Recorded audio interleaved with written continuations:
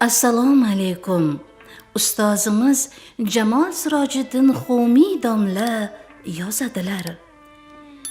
Binafsham, sochlari shivitim, boshida ro'moli tivitim, egnida ko'ylagi atlasmas chitim, eng xushbo'y havoday safoli yutum. Ko'rgan u topmagan ko'zlarim sitdim men seni sopolday sarg'ayib kutdim. Senga ne bo'ldi? Qoshlari eng tarang kamonim. Yomon u deganlar yomonim. Men seni ko'rdim u chiqquday jonim. Men seni ko'rdim u chiqquday jonim.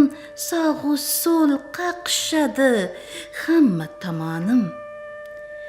Ey shuhrat afyonin simirgan qonim, senga ne bo'ldi? Maysa kiprikli ul buloq ko'zlaring ne uchun bunchalar loqayd? Hayoyu vafo poklik o'rnida sarosima akslar nechun joylanmish?